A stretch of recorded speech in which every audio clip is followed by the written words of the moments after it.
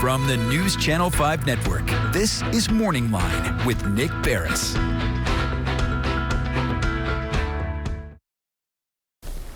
Good morning, everyone. Thanks for joining us on Morning Line. I'm Nick Barris on this Tuesday.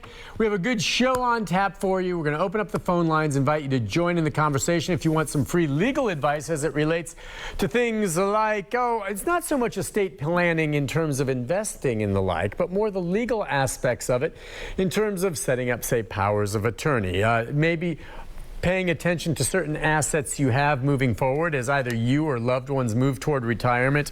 Also, we're going to talk this morning about some of the common mistakes made in estate planning. So this is not so much investment advice as opposed to how to manage your investments, how you handle things like this moving forward.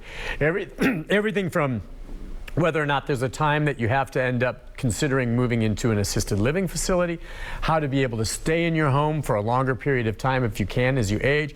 And for me, it was part of dealing with what I do handling my aging parents and how to assist them in the process as they need help as they age. Anyway, those are all the things that are part of elder care law. And with us this morning is Barbara McGinnis from Takacs McGinnis Law Firm. They're regular guests on this show, and I think they're one of the foremost law firms in the country on these types of topics. Good morning to you, Barbara. It's good to see you.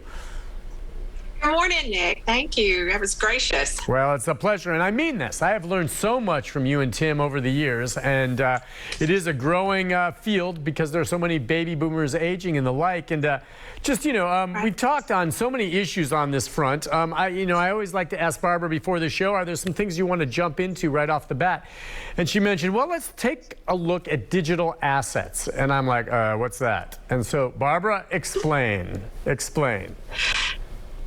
You know, we are increasingly a digital society. More and more of what we do occurs online. So we own digital assets, but often we just lease digital assets. So knowing how they impact our estate plan as individuals, first of all, just knowing what they are, right? It's all your social media accounts, which you don't own, your digital photos when you store pictures online in an online site. Maybe it is like your Netflix account, where you download audio books. So those are examples of digital assets that you do not own, you just lease, but it could still be important as you age, become incapacitated, or pass away. But things that are digital that you do own, perhaps, are virtual currency, like Bitcoin or all those other types of virtual currency. They have a real value, and you can pass that along in your estate plan. You also may have Venmo accounts or Zelle accounts. A new word, when I was studying on digital assets to update our documents here, I learned a word, non-fungible tokens. And I'm like, for the love, what is that? And it is a way of passing ownership. It's a way of owning a digital asset. So they had lots of examples. So probably if you don't know what a non-fungible token is, you probably don't have any, but a lot of folks do in today's world. I wonder, though. So online assets. I'm just curious, because you're right, but it's funny. I still don't fully grasp the whole Bitcoin concept. I'm certainly familiar with it. And you're right, though. I mean, it's especially, some folks who are younger, because I'm just wondering, in your practice, do you see clients that do have some of these assets, Bitcoin and the like? Because I can tell you right now, unequivocally, my father would have no idea what a Bitcoin is. He said, what, someone's biting a coin? I mean, it's literally, he would not know. So our current elder clients, I can't think of a one that has Bitcoin. Okay. But I have had people my age ask if the reference to digital assets in their documents, does that include Bitcoin or virtual currency? And they're thinking not only for themselves, but they're thinking about maybe for their children which may be in their 20s or 30s. And it's becoming increasingly common, right? So other things, you may own domain names. If you're an entrepreneur and you own the domain name to your website, there are just many examples of things that are digital. Frequent flyer points. Oh. Wait a second. Frequent flyer miles. You can pass frequent flyer points? I mean, is that something are those transferable? I mean, if let's just say, pass away and I've got 500,000 frequent flyer points that can be used, can I pass that to my spouse? Maybe. Okay. Good lawyer answer, right? Maybe. So a lot of the things that you own, like frequent flyer miles, you may be able to transfer. You really need to refer to the policy of the company that's giving you miles. Like look at Southwest or Delta or whoever's giving you miles, and the contract in your account, does it say that it is transferable? Sure. Now, just think about this. Personally, have you ever given somebody miles? I have. I've given somebody miles, so that tells me that they're transferable to some extent. Right. Right. Yeah, exactly. I think it's according to policy, but I have too, Barbara. I've given miles, so you may be able to do the same thing. So you certainly cannot pass along in your estate plan assets you don't own, meaning all the things that we just lease and a lot of the things that most of us think about when we think about social media or digital assets like social media, books, music, movies. We're just leasing the right to use. We have bought a right to use, and that's a lease. But would you still want your social media accounts to be up and running after you pass away? Probably not. You want to give someone, a digital executor, the right to close down or at least transfer to a memorial status some of your social media accounts, because they're still prone to be hacked, right? For all the reasons you wouldn't want your social media accounts to continue on after you pass away. Now, the different sites have different rules about how to close or shut down information. Remember, you don't own that information. Facebook owns it or Instagram owns it. So you have to play with their rules. Facebook has a way that we as living Facebook users could create they call it a memorialization, or they have a different name for it too. Somebody that can go, your legacy contact, somebody that can go into your account, a named person that can go into your account after you pass to be able to shut that down for you. And if you haven't done that, well, it may be a whole lot harder to do anything with that account. Twitter, almost never it does not have a legacy feature, neither does Instagram.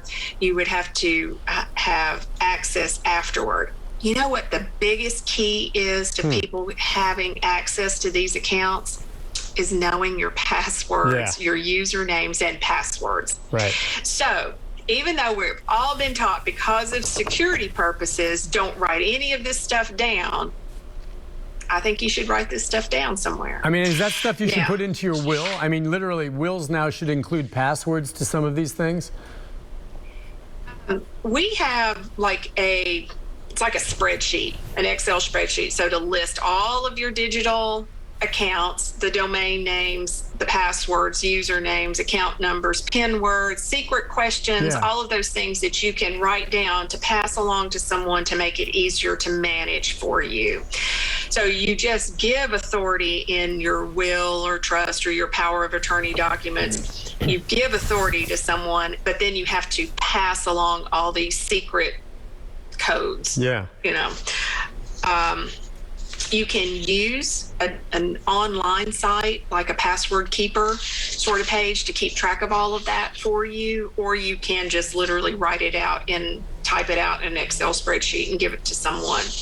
I think pictures might be the thing that people from a sentimental standpoint are really concerned about. How do you pass along your pictures? Probably the easiest way still in an old-fashioned world or an old-fashioned person is to have a print copy as well as a digital copy.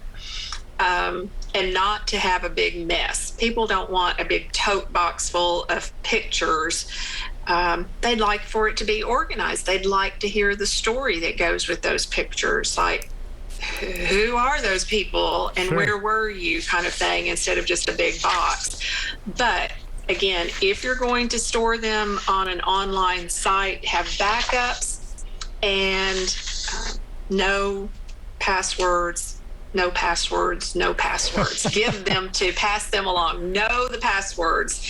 That's going to be, even the Bitcoin, the thing that you actually do own. Mm-hmm. You're not going to be able to access that and pass it along if you just like show them, here's my will, here's the letters testamentary from the probate court.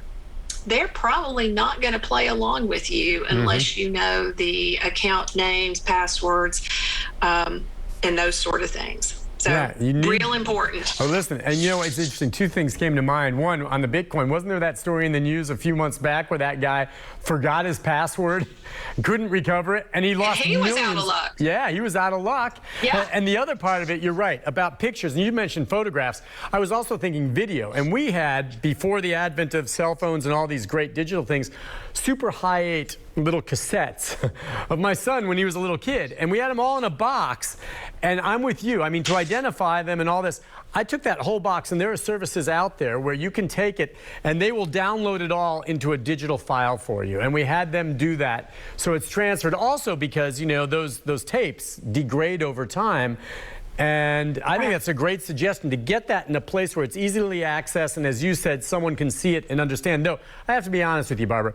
I have photo albums, and every once in a while I'll get through them and reminisce. And I can't think of having looked at any of my videos going back, and maybe someday I will, more than once or twice. I know we like them. I know we call them sentimental. I'm just wondering how many people out there really sit around looking at photo albums all the time. And I can tell you this.